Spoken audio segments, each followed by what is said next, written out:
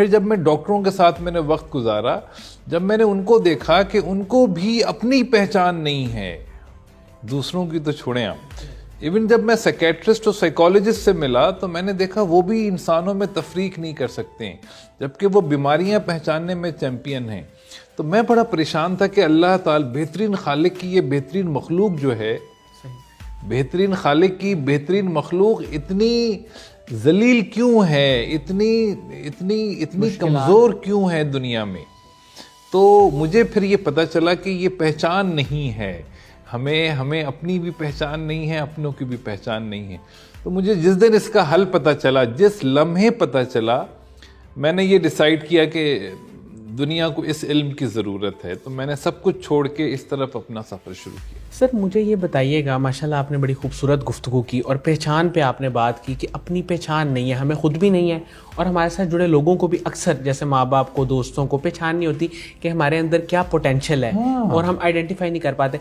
मुझे ये बताइएगा कि जब आपको इसका पता चला, फिर उससे पहले क्या आपको भी अपनी पहचान नहीं थी और आपने खुद को कैसे पहचाना? बहुत ही ज़बरदस्त बात है। देखें, मैं बिल्कुल आपकी बात सही है, मैं भी इन तजुर्बात से गुजरा और मुझे भी एहसास हुआ कि मेरे घर में भी ऐसा माहौल था जहाँ अपनों की पहचान मुझे लगा कि नहीं है, लेकिन वो बहुत मोहब्बत, हम आपस में बहुत मोहब्बत करते थे या करते हैं, लेकिन जान भी देने को तैयार हैं, लेकिन फिर भी पहचान नहीं है। और ना चाहते हुए अपनों को ऐसे दुख दे देते हैं, ना चाहते हुए अपनों को ऐसे दुख दे देते हैं जिनका शायद हमें भी पता नहीं चलता, और वो दुख हमारे अपनों के लिए जानलेवा हो जाते हैं।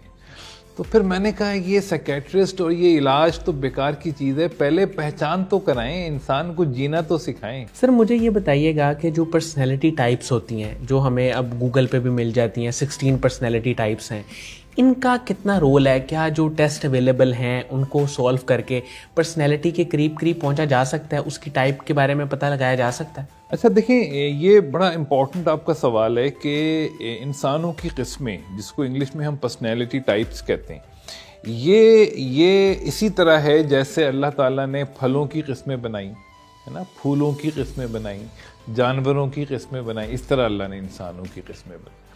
तो ये 16 तरह के इंसान हैं या 16 तरह की फितरतें हैं। These are the 16 types of natures।